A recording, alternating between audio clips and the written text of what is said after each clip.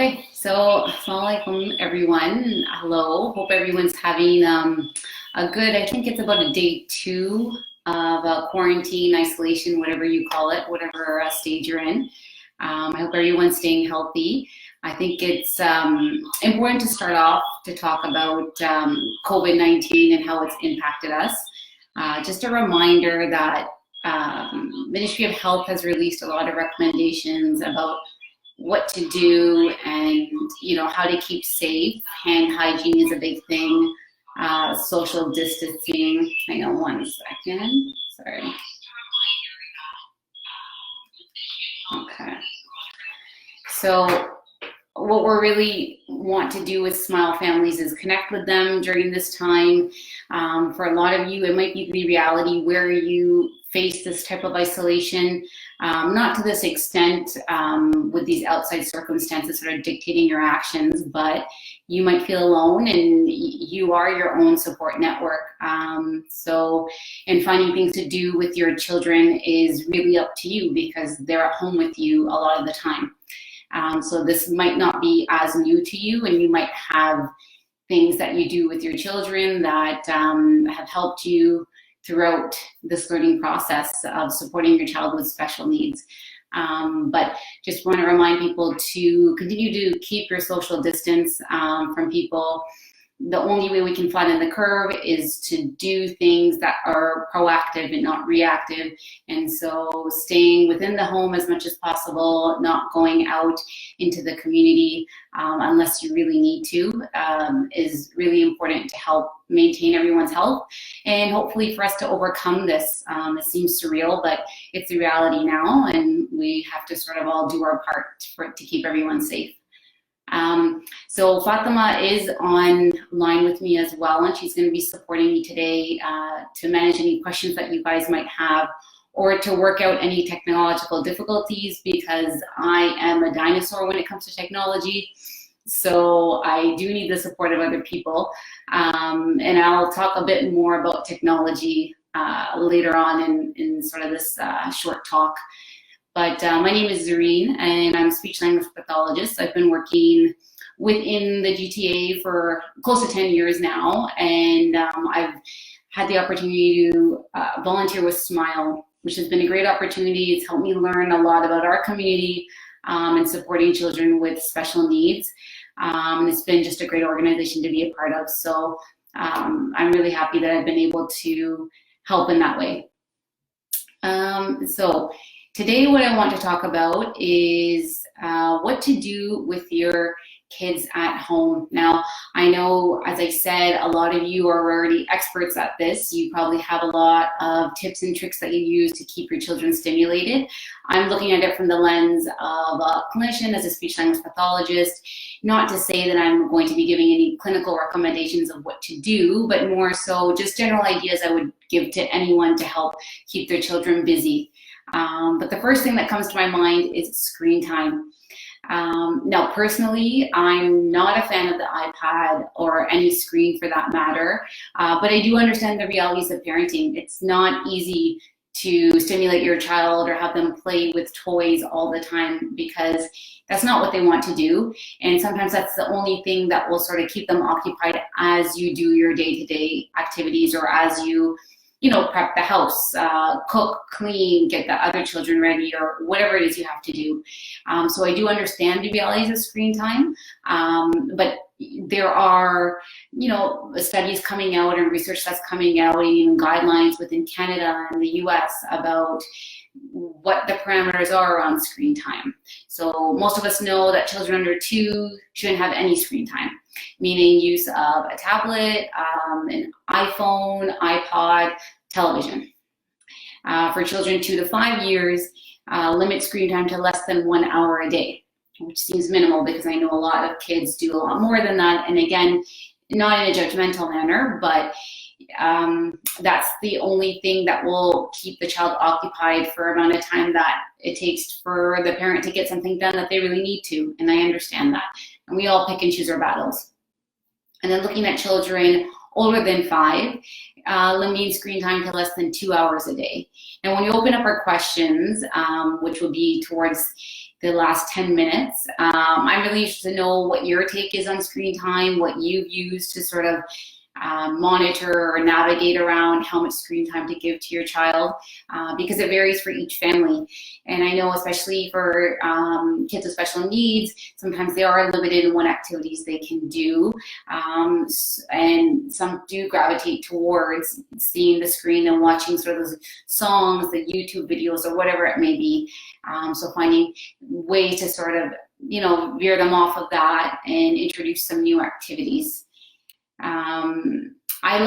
I did see on a website that was published, and they had wrote down the acronym LESS.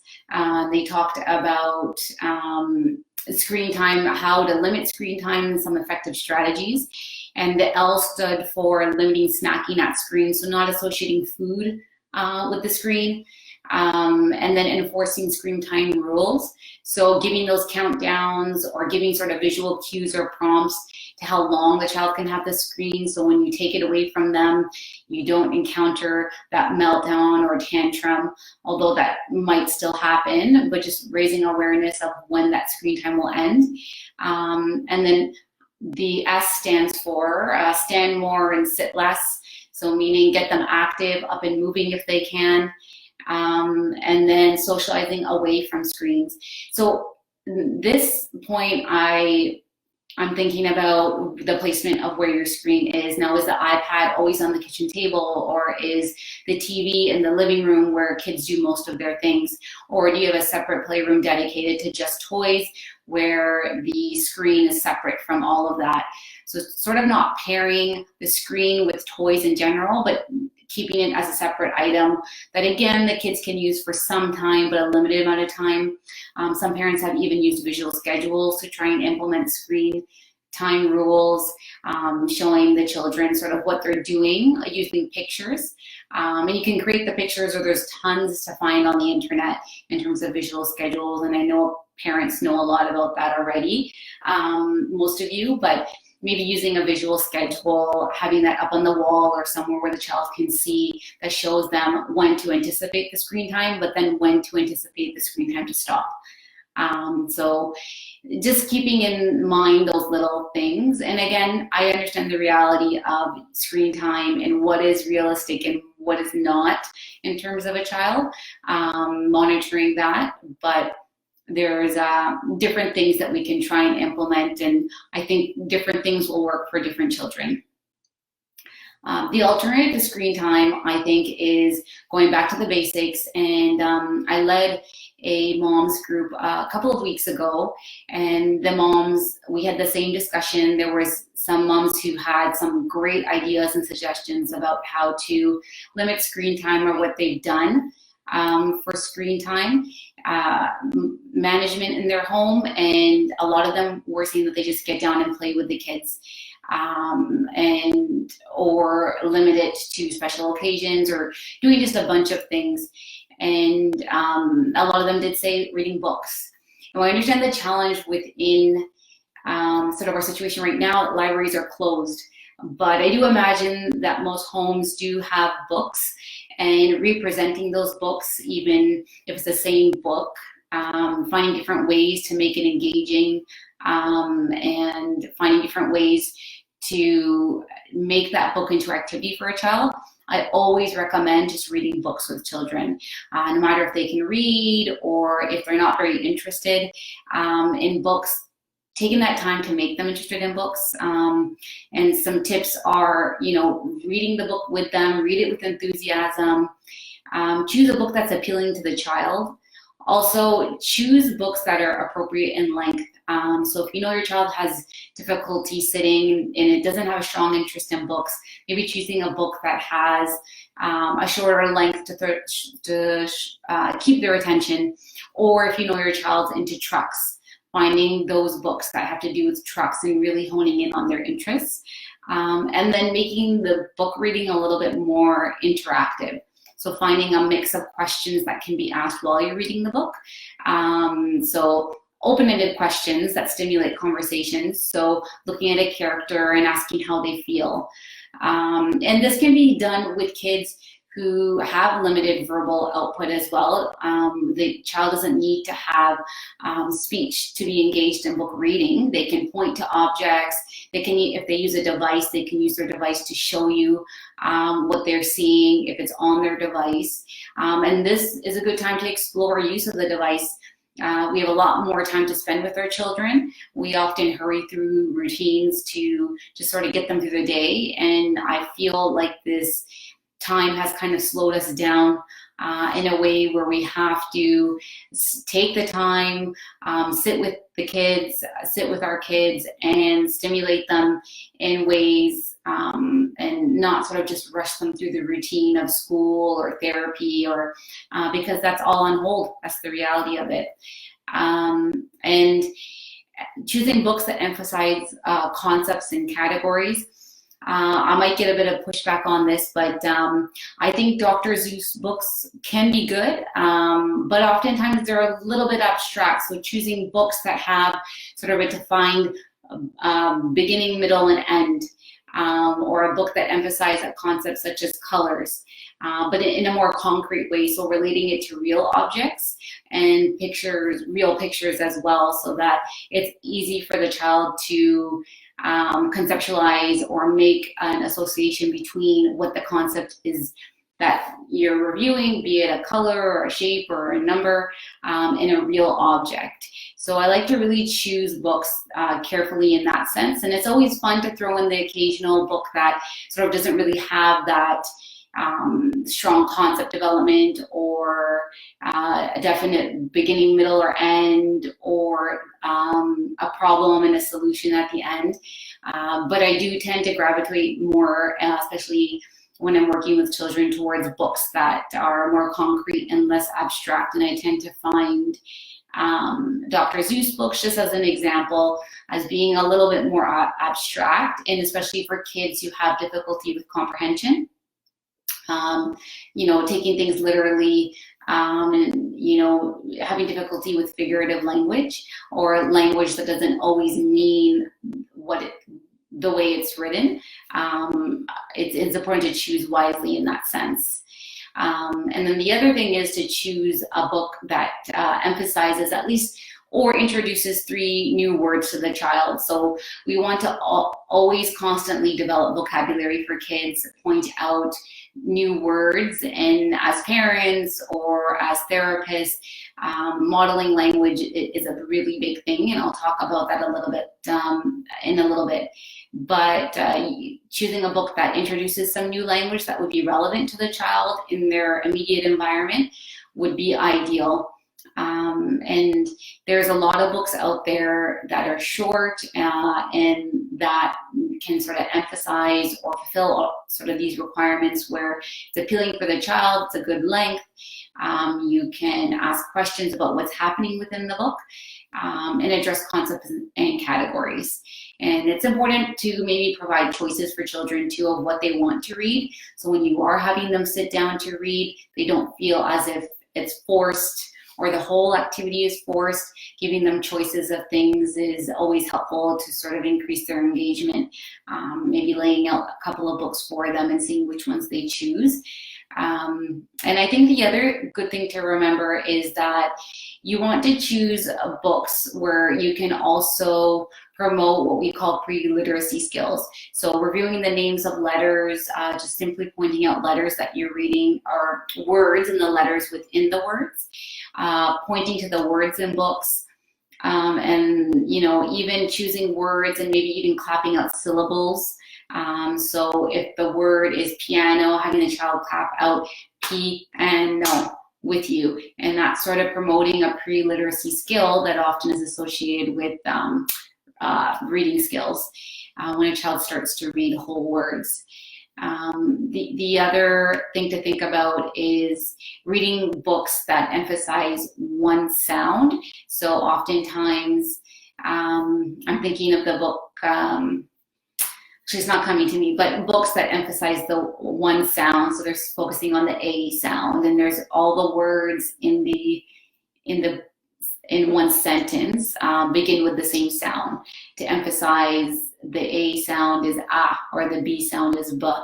And speaking or reviewing that, speaking about that or reviewing that with the child, I think can be super helpful and a good activity that can be introduced very casually. I also think it's important for kids not just to be able to read or get these pre-literacy skills, but also know about what we call as sort of text knowledge, or being aware of what are the parts of the book. So knowing where the title is, or knowing how to hold the book the right way, not upside down. So those are sort of things that you can target indirectly and can be really worthwhile, because thinking about it, within a child's academic career or whatever type of schooling or therapy that they will do, books are always going to be a part of it. If it's not words that they're reading, but pictures, or, depending on whatever the difficulty level is, I always think it's good to sort of work in books into their daily environment, so something they're used to, and hopefully something that they enjoy. So I'm a big proponent of reading books, and I think that's an easy way to sort of incorporate some parent-child time, or even sibling-child time, depending on what the older siblings or younger siblings and the way they're able to engage with the child. The other thing I want to talk about before I open it up to questions in a bit is getting down to your child's level in playing. So it might seem silly that I'm talking about how to play with your child, but it makes a big difference. And there's a couple of key components that actually research has shown that just doing these simple things can help promote language development. The first one would be just responding to your child. So oftentimes, like I said, you're busy with your routine, try to get dinner ready or pack lunch for the next day, or get the children's clothes out. I mean, we've clawed back a lot of time because of isolation or social distancing. So taking this opportunity maybe to play a bit differently with your child. And the first thing would be to simply respond. So you hear your child engaging with a toy or playing with a toy or showing interest. It's important to respond to what they're doing, and the way you can respond is either imitating an action or a word that they're saying as they engage with the toy, or responding to the child. For example, if you see a child building a tower with Lego blocks, you can say, "Oh, that's a great tower. I love that red tower." Sort of narrating what they're doing, and praising them for playing and engaging in the toy in an appropriate way. I know functional play for some of our kiddos is a skill that they have to acquire, or we have to often teach. So whenever you do see children playing functionally with a toy, it's always important to reinforce that and to label and be specific in your praise, and tell them, "Oh, I like the way you're playing with that Lego," or "I like the way you built that tower." So it becomes reinforcing, and then they're more likely to repeat that. The other thing I often recommend parents to do is model rich language. So when you are playing with your child, or even when you're just going about your daily routine, they might be talking to you. It's important to expand what they say to you. So if they say a shorter sentence, a lot of our kiddos might be at a 1 to 2 word level, expanding what they say. So if they say, let's say they see a dog somewhere, you can say, "Oh, yeah, that's a big brown dog." So adding more language to that. Or another technique we use is recasting. So recasting means that a child will say something, might not be grammatically correct. So we often recast the child in a sentence that models the correct form of the sentence. So for example, saying something like, if the child were to say to you, "Mommy, he drunk it," you could say, "Oh, yeah, he drank all his milk." So you're just recasting sort of what the child is saying to you, but you're providing sort of the correct model. And that can be in any language that you speak at home. And it's best to do it in whatever language you're most comfortable in. So if you don't speak English at home, just modeling sort of, or if you speak Urdu or Hindi or Punjabi, for example, or Arabic, recasting the sentence in sort of that proper grammatical form is helpful for children to learn language. The other thing I ask parents to be mindful of is when you are talking to your child, oftentimes we're telling them to do things, put away your shoes, put away your toys, put away the iPad, using less directives. That is not really stimulating for conversation because you're giving them an order and it's not like they can say anything really back to you. All they're going to say is yes or no. So being mindful of how many directions or directives you're giving children and asking more open-ended questions like how are you feeling, or what would you like for lunch, or any of those where you can sort of fit those in is really helpful in stimulating conversation, either in play or if you're just going about your regular routine. I would say take this opportunity too, and I keep referring back to this, but take the time. You usually don't probably have time in your routine to sit down and maybe involve them in your day-to-days, like baking or cooking, or even their own self-care routine, like putting on their clothes, or you might end up doing it for the child. In cases where you have to because there's limitations, that's totally understandable. But for kids where they do have the potential to learn these things, this might be a good way to incorporate communication and language and even practice of these skills, and taking the time to sort of narrate what they need to do. We call it self-talk as speech language pathologists, but sort of narrating what the child is doing as they do it, but also giving them a little bit more independence in their daily routine, and sort of, giving them time to maybe try doing up the buttons or the zipper. Whereas if it's 8:15, you have to get to school for 8:30, you're usually just zipping up for the child and then getting them out the door so that they're on time for school or for therapy or for whatever it is that they have an appointment for if they get to. So I would say that's a big thing to maybe try during this time is, letting them be a little bit more independent or teaching them smaller steps towards independence, because you have that time to sort of prompt and give them tips and show them repeatedly how to do something new, and then hopefully you see that skill carry over. The last thing I'll say is, just seeing how we're doing for time. Okay, the last thing I'll say before we open it up for questions is not anticipating your child's needs. Again, I did reference this a little bit where we oftentimes, we know the child's hungry, so we put something in front of them. Or we know that the child's probably going to need to go to the washroom, so we get them ready to go because they haven't gone for an hour or so. But I would say really encourage, again, if we're looking at a more slower pace, we're spending a lot more time with the children, is stop anticipating their needs in a way that would shut down that communication. If they use a device, prompting them to use the device to request things. Or if they're verbal and they're using their speech or even 1 to 2 words, instead of knowing that they want juice to go along with their meal, instead, waiting them out a little bit and seeing if they initiate even, the first part of the word and then giving them that item. Oftentimes it's really easy to anticipate needs for children, but when you do that, you take away sort of that communication piece as well. So I would say that, be conscious of how much you anticipate your child's needs, because the more you anticipate it, the less communication that's coming out when you do anticipate that. So I think we're nearing sort of the end. We did start a bit later. I'm just going to take a look at some of the questions.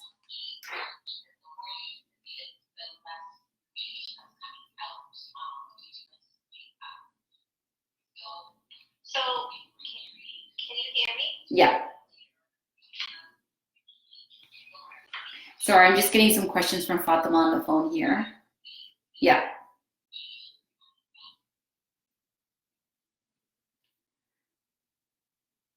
Okay, so actually I'm just gonna go about reading some of the questions out. So the one question was, what age can use screen time? So I went through sort of the recommendations in terms of ages, and I think the question here was, what age? What about age 11 and 14? So there haven't been as many studies with this age group, but I would say that it would be the same too. They have said that over 6, and they looked towards more 6 to 10, the studies that I've seen, but I would say it would be the same. It would be 2 hours or less a day, would be the recommendation. So especially when you get into the older ages, because I find that with the older ages, then there's more of the introduction of video games that often can consume a lot of time. So I would probably hold the same recommendation where you're looking at kids of older ages. And then also, as they get older, content becomes more inappropriate. Unfortunately, video games become more mature, or even the TV content. So I would say limiting it as much as possible. The 2 hours or less would probably what I would go with. Okay. And the next question was, what do you think about online reading? My son's public school has all these online reading programs, but is on the screen. So, online reading programs, I would say I feel like they do help. Oftentimes they reinforce concepts, especially pre-literacy concepts like learning about letter names or the letter sounds, but I would still limit it. I wouldn't do it more than the required amount of screen time that's recommended. And I think, if I'm honest, I feel like you could do the same things with a physical book. It can be easier at times to use an online reading program, and it's sometimes more stimulating for children. But I feel like there's a lot of concepts that you can use. There's a lot of printouts that you can get from, Scholastic or PBS or other sort of online resources where you can actually physically print out worksheets and have the children do it, which would be the same as an online reading program. There is a website. It's called the Florida Institute of Florida Research Reading Institute, I think, or I can send the link or post it on the Smile website. But they have excellent packages of how to teach pre-reading skills, and they're all printables and they're all free. So I personally love that website, and I think it's very, very helpful. So I would recommend, again, paper and pen activities. If you have the ability to print out, to sort of do that and just use those, use sort of the online reading programs as a last resort, or if the child does have some time left, to use screen time during the day within sort of the ranges that's recommended.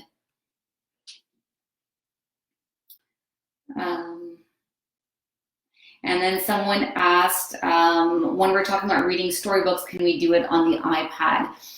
I think you might know my answer to that. I'm going to say, I would say reading it, the physical book. Again, the screen, I would try to get away from the screen.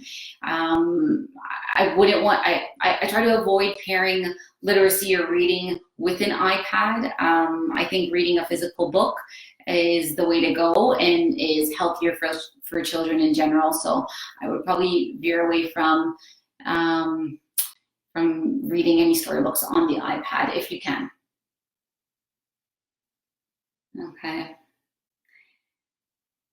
Okay, and then someone had asked about elaborating more on categorization. So I talked a little bit about categorization, and sorry, I'm just gonna make sure I read the whole question. How can I teach specific categorization, example, farm animals versus zoo animals? So what I will say is, in terms of categorization, I think repeated instruction or teaching it in terms of making sure the child understands sort of what the categories are. And then I think sorting activities are very good for that. In terms of books, I would use a book to reinforce a concept, but not necessarily teach it in its initial stages. So I'd probably use materials such as, if you're teaching farm animals versus zoo animals, having those objects there and having a child physically sort those things would probably be my first way to teach it, and then doing that repeatedly over a number of times to see the child can do it themselves, or with support, and then transitioning to books that reinforce that concept, or toys that or other toys that reinforce that concept. That's the way I would probably target it, but I can always give you more suggestions offline if that's easier. Okay. And then there was another question about sequencing skills from 3 steps to 4 to 5 steps. That, in terms of expanding sequencing, it really depends on each child. And I'll probably, for this individual, I'll probably touch base with you offline about that. Just to give you some more recommendations. There's different ways that you can expand sequencing, using visual schedules, or more systematically using more of a behavioral approach, which I'm happy to touch base with you about. But if there was any other more specific questions, just going through. Someone made a comment here, which I'd like to share. They've said, I've started using audiobooks specifically on longer drives and the children's enjoyed it, which I think that's a great idea, is audiobooks. And I think we're just about to wrap up soon. Does anyone have any other questions?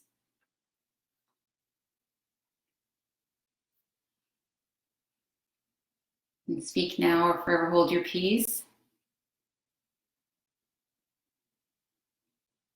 Okay. I did want to mention that Smile is launching a book club starting tomorrow, and that there will be prizes for all the Smile kids and their siblings who enroll. So, okay.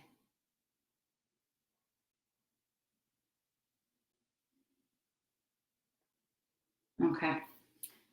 So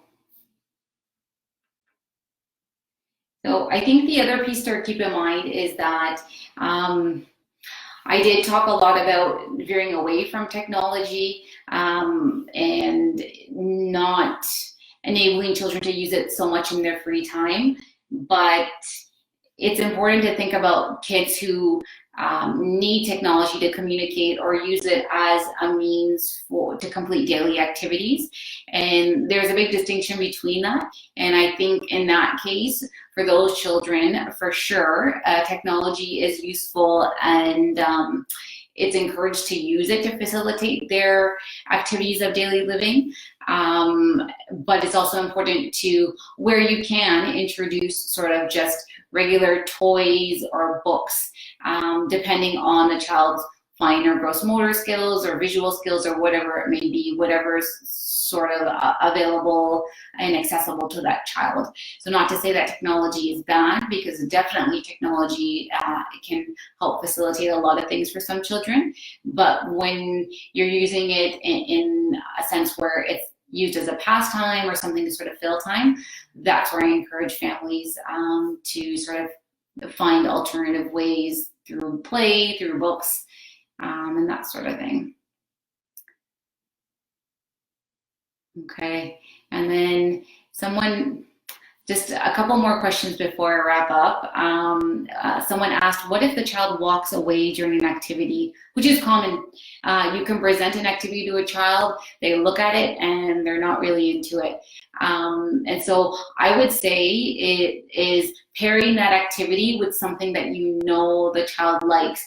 So for example, if I introduce a puzzle to a child, and I know they like, I'm going to use the example of trucks again. Choose a puzzle that has trucks on it, or something that they like, or even maybe a snack, a favorite snack paired with that activity, to kind of make it into something positive, where they might see it as something new or something they don't really like to do, but when you pair it with something they actually like, they might be more inclined to actually engage in that activity. The other thing to think about is maybe the goal is not to have the child do that whole activity or sit down for that full 10 minutes. Maybe the goal is to just have the child come and sit down for a couple of minutes and engage with activity for just a couple of minutes, and that's okay.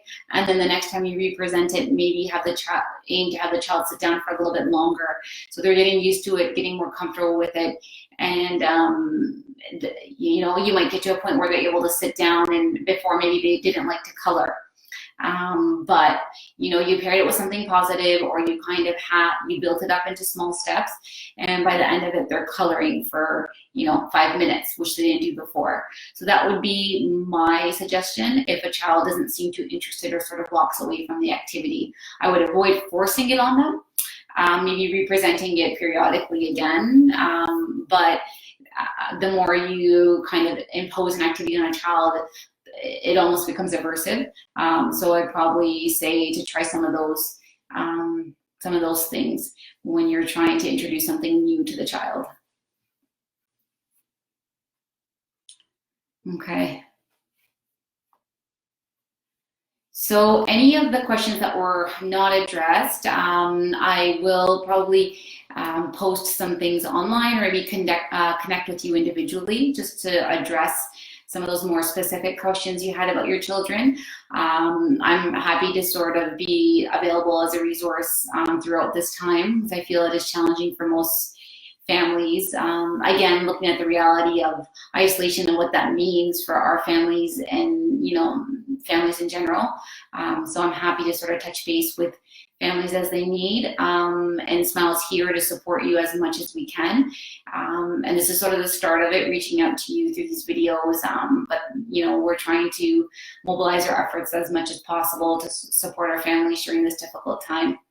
So we want everyone to stay safe, stay healthy. Again, social distancing is a thing. It's something to practice. It's something to take seriously.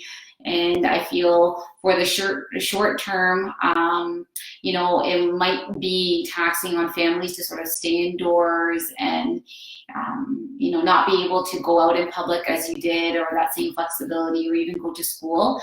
But hopefully taking these kind of measures will keep everyone safe and healthy. And this will be hopefully a distant memory soon.